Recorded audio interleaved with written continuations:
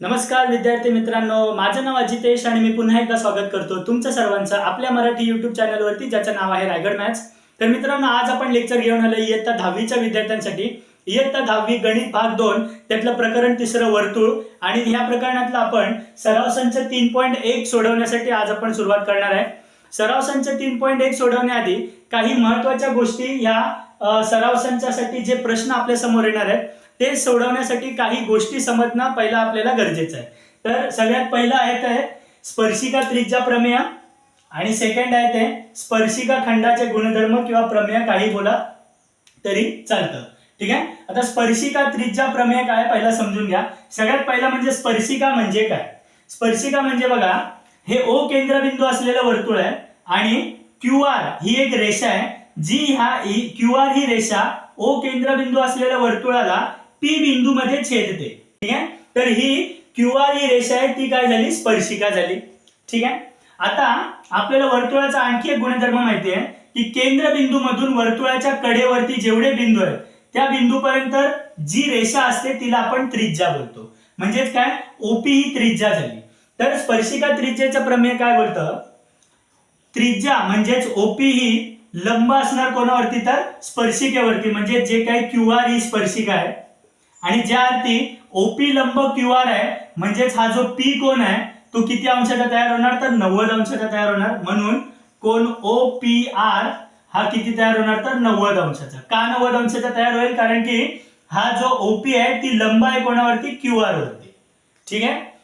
म्हणून जर का सपोज आता ह्या गोष्टीचा उपयोग आपल्याला भरपूर साऱ्या कारणांसाठी करायचा आहे. ठीक आहे. जर का या कोणाकडे बघितलं OPR हा 90 अंशाचा आहे, जर का सपोज आणखी एक रचना केली आपण, O आणि R ला जोडलं तर हा OPR जो त्रिकोण तयार होईल हा काटकोन त्रिकोण तयार होईल. आणि इकडे पायथागोरसच्या गुणधर्मानुसार आपल्याला सांगितलेल्या कोणत्या पण बाजू विचारल्या त्या बाजूंची आपण किंमत काढू शकतो.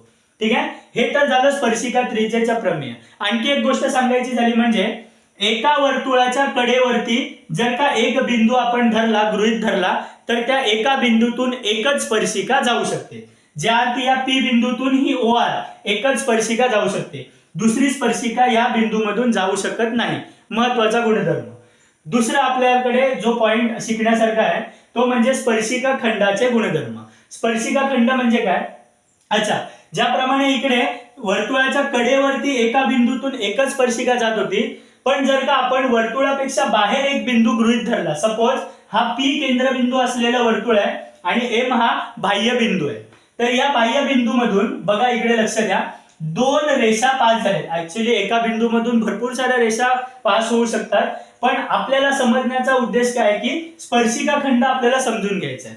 तर या M बिंदूतून सपोज मी ह्या P केंद्रबिंदू असलेल्या वर्तुळाला दोन स्पर्शिका काढल्या. दोन स्पर्शिका जाऊ शकतात. एखाद्या वर्तुळाच्या बाहेरील जो एखादा बिंदू आहे, बाह्य बिंदू आहे, त्या बाह्य बिंदूतून एका वर्तुळालाच म्हणजे दोन स्पर्शिका आपण काढू शकतो. तर ON ही एक स्पर्शिका आहे आणि OM ही एक स्पर्शिका आहे. ठीक आहे. मग आपल्याला काय समजलं की बाह्य बिंदूतून एका वर्तुळाला दोन स्पर्शिका आपण पास करू शकतो. आणि ह्या ज्या दोन स्पर्शिका आहेत ह्या दोन स्पर्शिकेलाच बोलणार आपण स्पर्शिका खंड. एका स्पर्शिकेला स्पर्शिका, दोन स्पर्शिका एकाच वर्तुळात आल्या तर तो होतो स्पर्शिका खंड. ठीक आहे. तर आता इकडे शिकण्याचा गुणधर्म काय आहे की जो स्पर्शिका खंड आहे म्हणजे ON हा एकरूप असणार, म्हणजे बरोबर असणार कोणाच्या, तर OM च्या. म्हणजे हे दोन स्पर्शिका खंड एकमेकांना समान असणार आहेत. हा एक महत्वाचा गुणधर्म. आणि याच्यामध्ये जर स्पर्शिका त्रिज्येचा गुणधर्म ऍड केला तर बघा, P केंद्रबिंदूतून ON ही एक जी स्पर्शिका आहे तिला जर एक आपण त्रिज्या पास केली, त्रिज्या काढली, तर आपल्याला माहिती आहे स्पर्शिका त्रिज्येचा गुणधर्म, जी त्रिज्या असते ती ON वरती लंब असते, म्हणून इकडे 90 अंशाचा कोन तयार होणार.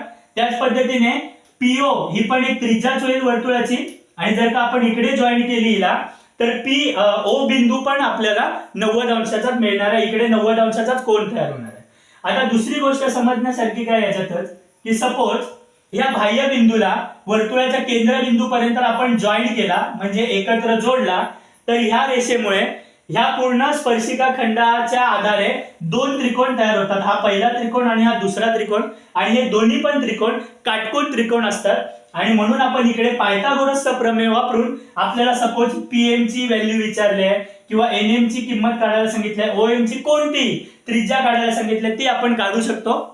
हे दोन महत्वाचे गुणधर्म होते. पहिला गुणधर्म स्पर्शिका त्रिज्या प्रमेय, याच्यामध्ये जी त्रिज्या आहे ती स्पर्शिकेवरती ऑलवेज लंब असणार परपेंडिक्युलर आणि इकडे नेहमी काटकोन त्रिकोण तयार होणार. दुसरा गुणधर्म स्पर्शिका खंडाचे गुणधर्म. स्पर्शिका खंडाचे गुणधर्म काय बोलतात की बाबा बाह्य बिंदूतून दोन स्पर्शिका एका वर्तुळाला जाऊ शकतात आणि त्या दोन स्पर्शिकेलाच आपण बोलणार स्पर्शिका खंड. आणि ह्या स्पर्शिका खंडाला जर का आपण अजून काही रचना केली तर दोन काटकोन त्रिकोण तयार होणार. हे दोन महत्वाचे गुणधर्म आहेत आणि सराव संच 3.1 सोडवण्यासाठी हे दोन गुणधर्म पहिला समजून घेणं गरजेचं होतं, जे आपण व्यवस्थितरित्या माझ्या मते समजून घेतलेलं आहे. आता आपण सुरुवात करूया सराव संच 3.1 साठी. Let start. तर मित्रांनो, सराव संच 3.1 मधलं पहिलं प्रश्न आहे. एक आकृती दिली आहे आणि काही इन्फॉर्मेशन दिली आहे आणि या इन्फॉर्मेशन वरून आपल्याला काही प्रश्न विचारले ज्याची आपल्याला उत्तरं सांगायची. तर एक आकृती असा सी केंद्रबिंदू असलेलं वर्तुळ आहे आणि रेषा AB ही तिची स्पर्शिका आहे. रेषा AB नी सी केंद्रबिंदू असलेल्या वर्तुळाला A बिंदू मध्ये स्पर्श केले. ठीक आहे. तर आता हीच माहिती इकडे लिहिली आहे मी. सी केंद्रबिंदू असलेल्या वर्तुळाची त्रिज्या 6 सेंटीमीटर आहे. वर्तुळाची त्रिज्या म्हणजे हे आपल्याला CA जॉईन करायला लागेल. मी म्हटलं सी नाव इकडे लिहितो. CA आपल्याला जॉईन करायला लागेल. ठीक आहे. आणि हिचं अंतर किती आहे 6 सेंटीमीटर. पुढे काय दिलंय, रेषा AB वर्तुळाला A बिंदू मध्ये स्पर्श करते. रेषा AB जी आहे ती या पूर्ण सी केंद्रबिंदू असलेल्या वर्तुळाला A बिंदू मध्ये स्पर्श करते. तर या गिवन इन्फॉर्मेशन वरून आपल्याला काही प्रश्न विचारले. त्यातला पहिला प्रश्नाचं उत्तर आपण सोडवण्यासाठी स्टार्ट करूया. तर कोण CAB चे माप किती आणि का ते विचारले. कोण CAB कुठे आहे बघा, CAB म्हणजे हा वाला कोण. ठीक आहे. ह्या वाला कोणाचं माप किती आहे ते विचारले. आताच आपण याआधी स्पर्शिका त्रिज्याचा गुणधर्म आपण शिकलो की एखादी त्रिज्या स्पर्शिकावरती कशी असते तर लंब असते आणि लंब असल्यामुळे इकडे किती अंशाचा कोन तयार होतो तर 90 अंशाचा कोन तयार होतो. तर तेच आपल्याला सिंपल लिहायचंय. तर लिहायचं सी केंद्रबिंदू असलेल्या वर्तुळामध्ये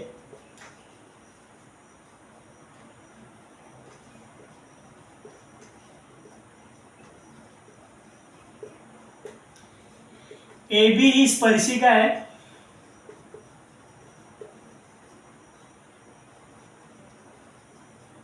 आणि CA ही काय तर त्रिज्या आहे. CA ही त्रिज्या आहे. म्हणून CA लंब AB, कारण त्रिज्या एखाद्या स्पर्शिकेवरती नेहमी लंब असते आणि हा गुणधर्म कशापासून आपण शिकलो, स्पर्शिका त्रिज्या गुणधर्म किंवा स्पर्शिका त्रिज्येचा प्रमेय. स्पर्शिका त्रिज्या प्रमेय. आणि ही CA लंब असल्यावर AB मुळे आपल्याला कोन CAB हा किती अंशाचा मिळणार आहे तर 90 अंशाचा मिळणार आहे. पहिल्या प्रश्नाचं उत्तर झालं. ठीक आहे. का ते पण आपण लिहिलं, कारण की CA लंब आहे, त्रिज्या लंब आहे स्पर्शिकेवरती, म्हणून इकडे काटकोन त्रिकोण म्हणजे 90 अंशाचा कोन तयार झालाय आणि म्हणून CAB चं माप आहे 90 अंश. ठीक आहे. आता दुसऱ्या प्रश्नाला आपण सुरुवात करू. पहिला प्रश्न सोडवून झालेला आहे. दुसरा प्रश्न काय, बिंदू C हा रेषा AB पासून किती अंतरावर आहे. एकदम पपलू प्रश्न आहे. आपल्याला माहिती आहे की स्पर्शिका म्हणजे AB ही स्पर्शिका आहे, तर केंद्रबिंदू C स्पर्शिकेपासून किती अंतरावरती आहे, जेवढी त्रिज्या असणार आहे वर्तुळाची तेवढंच अंतर असणार आहे दोघांमध्ये पण. ठीक आहे. तर इकडे आपण उत्तरासाठी सुरुवात करू. दुसरा मुद्दा लिहू इकडे, इकडे पहिला, कारण की हे पहिल्याचं उत्तर आहे, हे आपण दुसऱ्या प्रश्नाचं उत्तर लिहितोय. तर यार एकदम सिंपल आहे. ठीक आहे.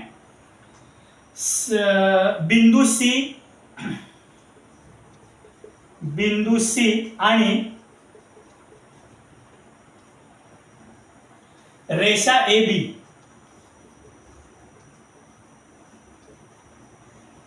यामधील अंतर म्हणजेच त्या वर्तुळाची त्रिज्या. त्या वर्तुळाची त्रिज्या. म्हणून बिंदू सी रेषा ए बी पासून किती अंतरावर आहे, जेवढी त्रिज्या असेल, मग इकडे लिहा वाटल्यास त्रिज्या, वर्तुळाची त्रिज्या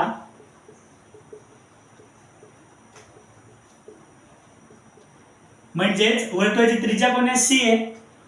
सी ए बरोबर 6 सेंटीमीटर आणि म्हणून बिंदू सी हा ए बी या रेषेपासून किती अंतरावरती असेल, तर 6 सेंटीमीटर अंतरावर असेल, अंतरावरती असेल. हे झालं दुसऱ्या प्रश्नाचं उत्तर. दुसरा प्रश्न पण सोडून झाला. आता तिसरा प्रश्न काय विचारलाय, जर A B is equal to 6 centimetre तर बीसी काढा. जर का ए बी, ए पासून बी बिंदू पर्यंत अंतर आहे 6 सेंटीमीटर, तर आपल्याला विचारलंय काय बीसी काढा. म्हणजे बी पासून सी पर्यंत आपल्याला ही रेषा जोडायला लागेल. तर बी पासून सी पर्यंत हे दोन बिंदू जर जोडले तर इकडे हा काटकोन त्रिकोण तयार होतोय आणि इकडे पायथागोरसचा प्रमेय वापरून आपल्याला दोन बाजूंचा माप माहिती आहे. म्हणजेच C A 6 centimetre, A B 6 centimetre, आपल्याला बीसी काढायचं आहे. सोपं आहे. ठीक आहे. मग तिसरा प्रश्न काय विचारलं, ए बी 6 तर बीसी काढा. मग लिहायचं त्रिकोण सी ए बी मध्ये, किंवा डायरेक्ट काटकोन त्रिकोण लिहू शकतो आपण, कारण की इकडे आपण दाखवून दिलंय की सी ए लंब आहे आणि ए बिंदू, ए कोण हा 90 अंशाचा. मग लिहायचं काटकोन त्रिकोण कशामध्ये, सी ए बी मध्ये. सी ए बी मध्ये डायरेक्ट आता इकडे पायथागोरसच्या प्रमेयानुसार, मी शॉर्टकट मध्ये लिहितो, पायथागोरसच्या प्रमेयानुसार. ठीक आहे. पायथागोरसच्या प्रमेयानुसार 90 अंश कोणासमोरील बाजू कर्ण, म्हणजेच कर्णचा वर्ग म्हणजेच बीसी चा वर्ग इज इक्वल टू उरलेल्या दोन बाजूंच्या वर्गांची बेरीज, म्हणजेच सी ए वर्ग अधिक ए बी वर्ग. तर बीसी ची व्हॅल्यू आपल्याला माहिती नाही, सी ए माहिती आपल्याकडे 6 चा वर्ग अधिक ए बी पण आहे आपल्याकडे 6, इकडे पण 6 चा वर्ग. इकडे किती होणार, 6 चा वर्ग 36 अधिक 36. ठीक आहे. 36 आणि 36 किती होतात, तर 72. 72 काय आल्या पड्या आपल्याकडे बीसी चा वर्ग. पण आपल्याला फक्त बीसी पाहिजे तर दोन्हीकडे आपल्याला वर्गमूळ घ्यायला लागतील. जर बीसी चा आपण वर्गमूळ घेतलं, बीसी वर्गाचं, तर 72 चा पण आपल्याला वर्गमूळ घ्यायला लागेल. बीसी वर्गामधून फक्त बीसी बाहेर निघतील, पण 72 हे कोणाचे पूर्ण वर्ग नसल्यामुळे 72 चे आपल्याला फॅक्टर पाडायला लागतील आणि अवयव असे पाडायला लागतील की जेणेकरून त्यामधला एक अवयव हा कोणाचा तरी पूर्ण वर्ग असेल. तर इकडेच बघा हे सोपं आहे. 36 अधिक 36 म्हणजेच काय, 36 गुणिले 2 होतात 72. मग इकडे हेच अवयव घेऊयात आपण, 36 गुणिले 2 72, आणि आपल्याला माहिती आहे 36 कोणाचा वर्ग आहे, तर 6 चा वर्ग आहे.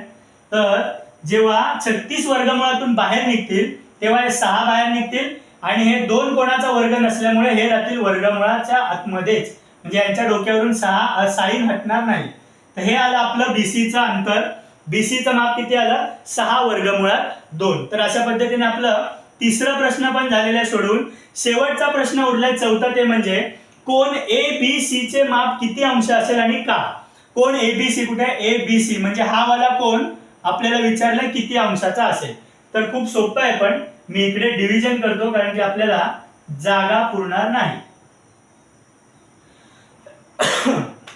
बी कोणाचा अंतर माप विचारलं आपल्याला, तर तुम्ही जर बारकाईने लक्ष दिलात तर त्रिकोण सी ए बी मध्ये ह्या ज्या दोन बाजू आहेत, बीसी तर आलं आपलं 6 वर्गमुळात 2, पण ह्या ज्या दोन बाजू आहेत सी ए आणि ए बी, ह्या दोन्ही पण 6-6 सेंटीमीटर आहेत, म्हणजे त्या दोन्ही बाजू समान आहेत, सारख्या आहेत. आणि ज्या त्रिकोणाच्या दोन बाजू सारख्या असतात तो असतो आपला समद्विभुज त्रिकोण. आणि समद्विभुज त्रिकोणाचे म्हणजे ज्या बाजू समोर सारख्या आहेत त्यांचा समोरील कोन पण सारखे असतात. तर ए बी चा समोरील कोन आहे सी आणि सी ए च्या समोरील कोन आहे बी. तर कोन सी आणि कोन बी हे कसे असणार आहेत, समान असणार आहेत, सारखे असणार आहेत. जर का हे दोन कोन सारखे आहेत, ह्या कोनाचं आपल्याला मेजर माहिती आहे 90, तर आपण ह्या दोन कोनांमधला अंतर माप एक्झॅक्टली काढू शकतो. तर बघा कसं करतोय आपण. लिहायचं इकडे त्रिकोण सी ए बी मध्ये, सी ए बी म्हणजे आपल्याला काय काय माहिती आहे, सी ए आणि ए बी हे एकरूप आहेत, समान आहेत. सी ए समान कशासाठी आहे, तर ए बी बरोबर आहे. ठीक आहे. सी ए आणि ए बी समान आहेत म्हणून त्रिकोण CAB हा कसा आहे, समद्विभुज त्रिकोण आहे, समद्विभुज त्रिकोण आहे. आता जर का हे समद्विभुज त्रिकोण आहे तर कोण C आणि कोण B हे सारखेच असणार आहे. मग लिहायचं म्हणून कोण ACB हा वाला कोण म्हणजे C, ACB सारखा असणार आहे, बरोबर असणार आहे कोणाच्या, कोण CBA च्या, कोण CBA च्या. याला कारण लिहा वाटल्यास, किंवा इकडे दाखवले आपण समद्विभुज त्रिकोण आहे. ठीक आहे, तर परत परत लिहायची गरज नाही. वाटल्यास लिहा समद्विभुज त्रिकोणाचे कोण, समद्विभुज त्रिकोणाचे कोण. ठीक आहे, आता हे दोन कोण समान आहेत.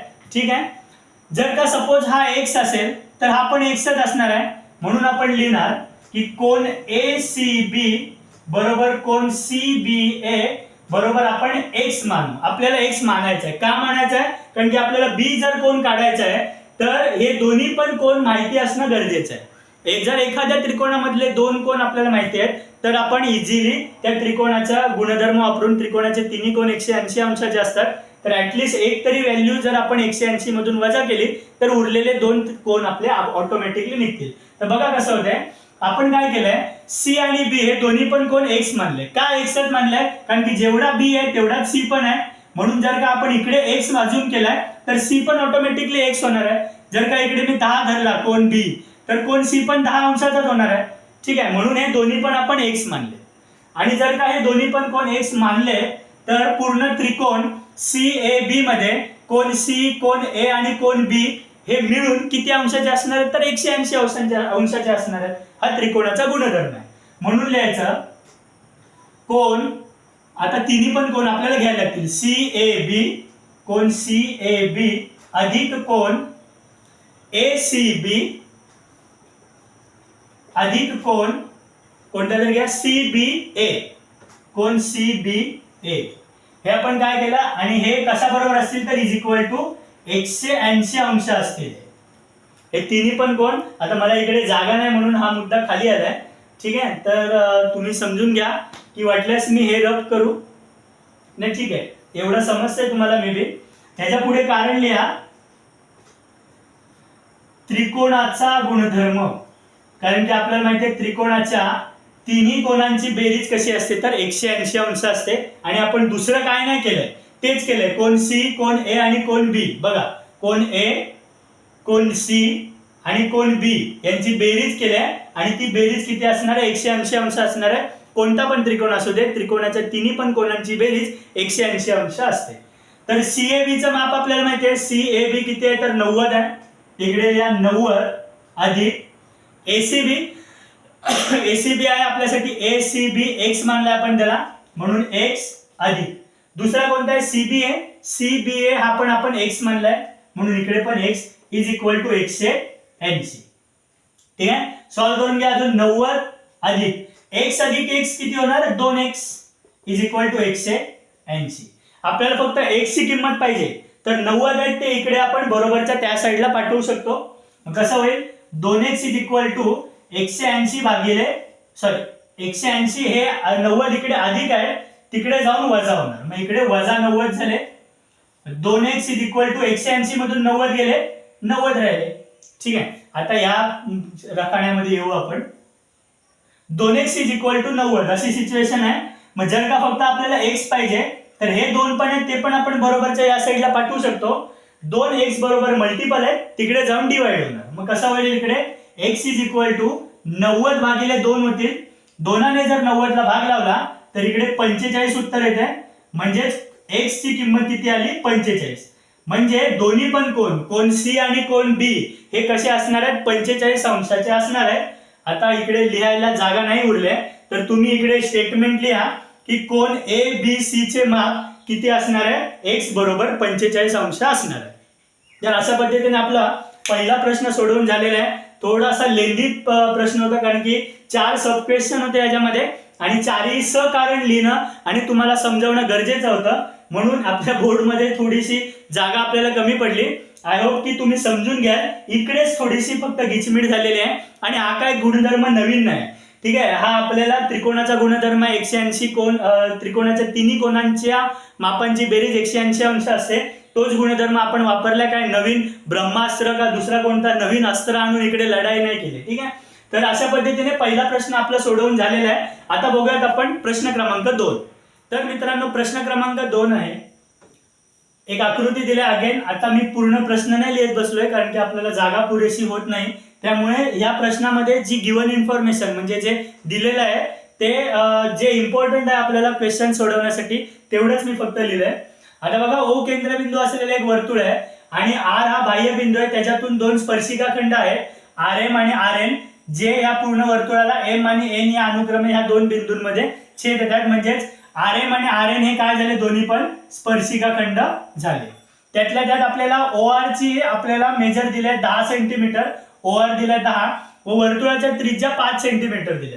तर आता बघा, इकडे दोन स्पर्शबिंदू आहेत, त्याच्यामुळे आपल्याला दोन तरी त्रिज्या किमान गृहीत धरायला लागणार आहे. त्या म्हणजे ओ एम आणि ओ एन, आणि ह्या अनुक्रमे किती सेंटीमीटर असतील तर 5-5 सेंटीमीटर असतील. तर ह्या इन्फॉर्मेशन वरून आपल्याला 3 प्रश्नांची उत्तरं सोडवायची. त्यातला पहिला प्रश्न, प्रत्येक स्पर्शिका खंडाची लांबी किती. स्पर्शिका खंड म्हणजेच आर एम आणि आर एन यांची आपल्याला लांबी विचारली. तर पहिला प्रश्न आपण सोडवण्यासाठी डायरेक्ट सुरुवात करूया. दुसरा तिसरा प्रश्न सोडवून झाल्याच्या नंतर बघूया. तर जर का आपण इकडे त्रिकोण ओ एम आर मध्ये विचार केला तर ओ एम आर मध्ये आर एम येतोय आणि या दोन बाजूंची किंमत माहिती आहे. स्पर्शिका त्रिज्या गुणधर्मानुसार एम हा बिंदू 90 अंशाचा असणार आहे, एम हा कोन. त्यामुळे इकडे पायथागोरसचा प्रमेय वापरून आपण इझिली आर एम काढू शकतो. तर आता इकडे आपण डायरेक्ट उत्तराला सुरुवात करतोय. मग आपण इकडे लिहू शकतो की त्रिकोण ओ एम आर मध्ये ओ एम ही त्रिज्या आहे जी लंब आहे कोणावरती, एम आर वरती. मग आपण लिहिणार ओ एम लंब रेख किंवा रेषा. रेषा कोणत्या रेषेवरती लंब आहे तर आर एम वरती.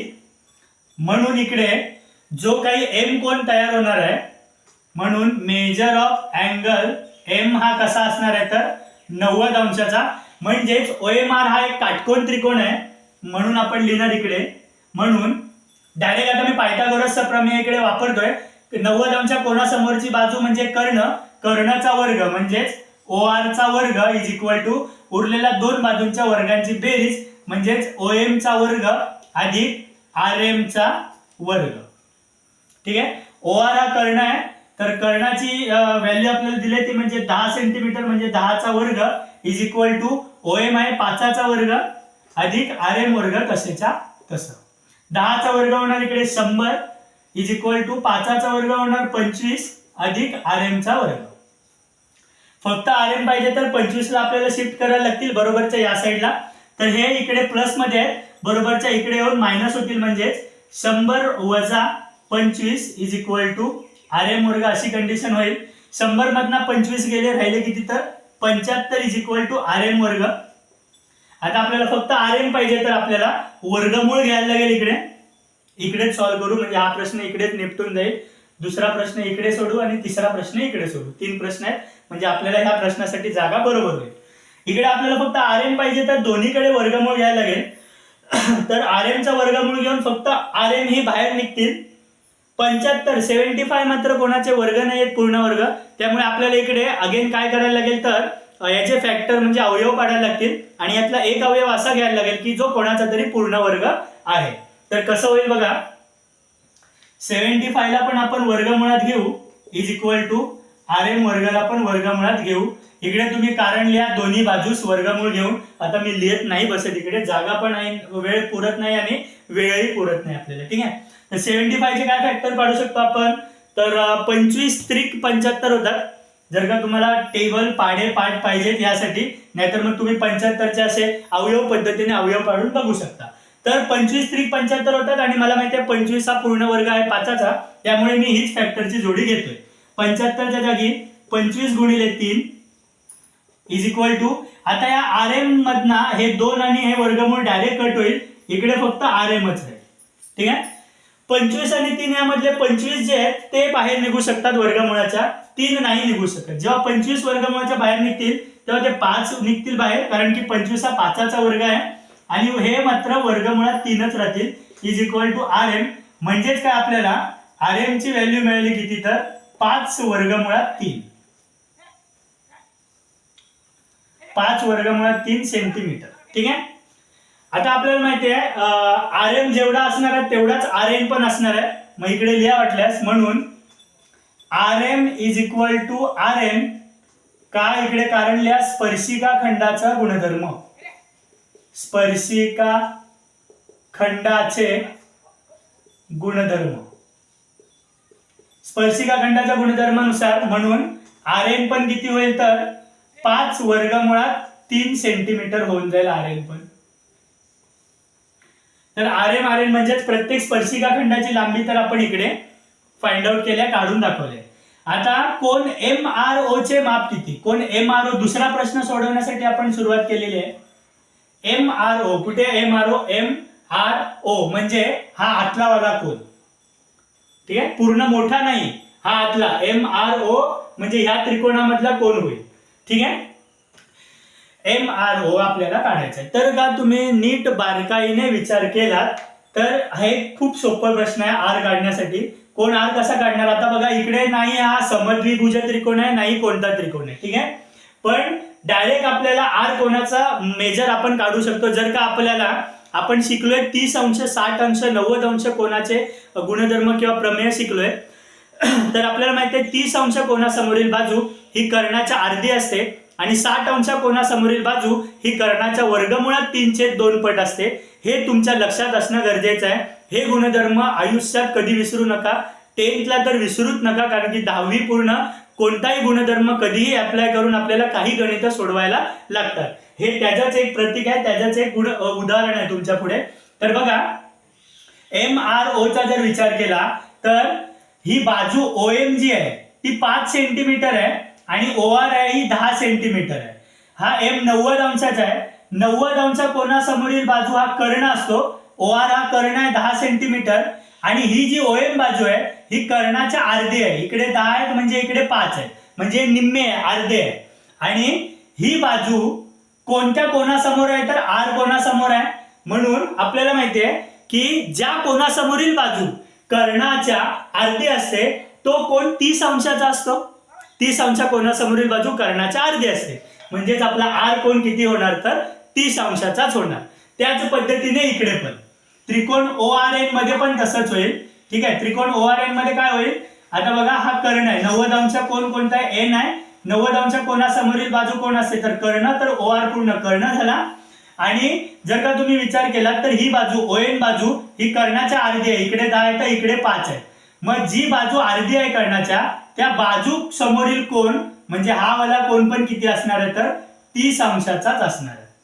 ठीक आहे, एवढं सोपं होतंय, फक्त लॉजिक समजला पाहिजे. आता बघा याला लिहिण्याची पद्धत कशी आहे. ठीक आहे, तर आपण लिहू शकतो की काटकोन त्रिकोण ओ एम आर मध्ये बाजू ओ एम ही कशी आहे 5 सेंटीमीटर आणि बाजू ओ आर कशी आहे तर 10 सेंटीमीटर. ठीक आहे, ह्या दोन गोष्टी लिहून घेतल्या. नीट या बारकाईने विचार केला म्हणजेच काय? म्हणजेच बाजू ओ एम, किंवा असं लिहू शकतो की ह्या त्रिकोणामध्ये बाजू ओ आर तर कर्ण आहे, परंतु बाजू ओ आर ही कर्ण आहे आणि ओ एम हा कसा आहे तर 1/2 पट आहे कोणाच्या? कर्णच्या. ठीक आहे, म्हणून ओ एम कसा आहे 1/2 म्हणजेच पूर्ण कर्ण 10 सेंटीमीटर आहे. 1/2 गुणिले कर्ण म्हणजे 10, 2 बे पंचे 10, म्हणजे ओ एम हे कसं आहे अर्धा आहे कर्णाच्या. म्हणून काय लिहू शकतो आपण? ओ एम बाजू समोरील कोन, म्हणून कोन आर किंवा एम आर ओ लिहा, पूर्ण लिहा. कोन एम आर ओ हा ओ एम बाजू समोरील कोन आहे OM बाजू समोरील कोण आहे आणि OM बाजू समोरील कोण आहे, पण OM ही कशी आहे, हाफ आहे OR च्या. आणि ही कंडिशन कशी असते, OR हा काय कर्ण वाटल्यास कंसामध्ये कर्ण लिहा. OM हा कसा आहे, अर्धा आहे कर्णाच्या, म्हणून मेजर ऑफ कोण MRO इज इक्वल टू 30 अंश. ह्याला कारण लिहा 30, 60, 90 कोणाच्या प्रमेयाचा व्यत्यासानुसार. व्यत्यास आहे ना, उलट आहे. ठीक आहे. काय काय केलं आपण, बाजू OM आणि OR पहिला दाखवला 5 आणि 10 सेंटीमीटर अनुक्रमे आहेत, परंतु OR हा कर्ण आहे आणि OM हा अर्धा आहे कर्णाचा, म्हणून MRO हा बाजू आणि R कोण हा बाजू OM समोरील कोण आहे. आणि म्हणून जर का ज्या कोणासमोरील बाजू ही कर्णाच्या अर्धी असते तो कोण 30 अंशाचा असतो, म्हणून आपण इकडे डायरेक्ट लिहिलंय कोण मेजर ऑफ कोण MRO हा 30 अंशाचा आहे. आणि म्हणून 30, 60, 90 अंश कोणाच्या प्रमेयाचा व्यत्यासानुसार की जी बाजू कर्णाच्या अर्धी असते त्या बाजू समोरील कोण 90 अंशाचा असतो, हे आपण सिद्ध केलं. त्याच पद्धतीने आता हा पूर्ण फापट पसारा परत लिहिण्याची गरज नाही. आता त्रिकोण ONR मध्ये पण तसंच होईल. बाजू काय होणार आहे, R कोण पण हा ORN पण हा कसा होणार आहे, 30 अंशाचाच होणार आहे. मग इकडे लिहायचं त्याचप्रमाणे किंवा याचप्रमाणे, त्या नाही याचप्रमाणे कोण ORN पण कसा होईल, 30 अंशाचाच होईल. ठीक आहे, कारण की इकडे पण सेम कंडिशन आहे. कर्ण 10, बाजू ही 5 म्हणजे कर्णाच्या अर्धी आहे आणि कर्णाच्या अर्धी समोरील त्या बाजू समोरील कोण कसा असतो तर 30 अंशाचा असतो, म्हणून कोण ORN किंवा NRO काही पण वाचायला हा कसा होईल तर 30 अंशाचा होईल. ठीक आहे. आता आपल्याला हे MROचं तर माप झालंय, हे एक्स्ट्रा आपण आधीच काढून ठेवलंय ORN, कारण की ORN ची आपल्याला गरज लागणार आहे. ठीक आहे. दुसरा प्रश्न सॉल्व्ह करून झालेला आहे. MROचं माप इकडे आलेलं आहे. MRO 30 अंशाचा आहे. इकडे वाटल्यास हायलाइट करायला कारणासकट लिहिलं आपण 30, 60, 90 च्या मापाच्या कोणाच्या प्रमेयाच्या व्यत्यासानुसार. आता तिसरं वाला इकडे सॉल्व्ह करायला घेऊ. तिसरं काय विचारलंय, कोण MRN चे माप किती. MRN कुठे आहे, MRN म्हणजे हा मोठा वाला कोण, हा R कोण जो आहे तो मोठा वाला. ठीक आहे. आता हा मोठा MRN टोटल कोणापासून बनलाय, या कोण आणि हा कोण मिळून हा पूर्ण R कोण मोठा बनलेला आहे. ठीक आहे. आणि या दोन्ही पण कोणाचा मेजर आपल्याकडे माहिती आहे, मग या दोन्ही पण कोणांची बेरीज केली तर MRN हा मोठावाला अँगल मोठावाला कोण आपण इझिली काढू शकतो. तर बघा लिहायचं कोण MRN हा कशापासून बनला इज इक्वल टू कोण MRO अधिक कोण ORN, या दोन कोणांपासून पूर्ण MRN बनलेला आहे. ठीक आहे. तर पूर्ण MRN कशापासून बनलेला आहे, कोण MRO अधिक कोण ORN, कोण MRO अधिक कोण ORN म्हणजे हा वाला कोण अधिक हा वाला कोण, ह्यांना मिळूनच हा पूर्ण R कोण बनलेला आहे. ठीक आहे. आपल्याला MRN चा माप काढायचा आहे, तर ह्या दोन कोणांची मेजर आपल्याला ऑलरेडी माहिती आहे, तर यांची आपण ऍडिशन केली तर इझिली आपण कोण MRN काढू शकतो.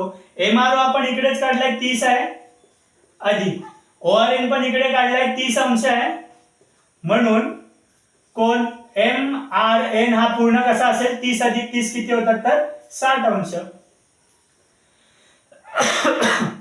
ठीक आहे. अशा पद्धतीने आपण हे दुसरा वाला प्रश्न सॉल्व्ह केलेला आहे. काही नाही, थोडासा लॉजिक लावण्याची गरज आहे.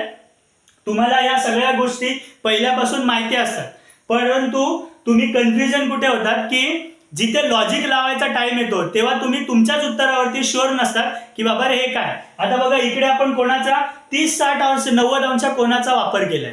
ठीक आहे. जे काही या पूर्ण प्रकरणामध्ये नाहीच आहे तो, कारण का वर्तुळ प्रकरणामध्ये अँगल तर येतात, कोण तर काढायला येतात, पण 30-60-90 अंशाचा कोन कसा काय? तर म्हणून जे काही प्रमेय आपण शिकतो, जे काही तुम्ही या इयत्ता 10वीला पहिलीपासून शिकताय किंवा इयत्ता 9वीला जे काही शिकलेलं आहे त्यातले काही गुणधर्म आपल्याला कधी ना कधीतरी मोठ्या प्रश्नांमध्ये फेस करायला लागतात.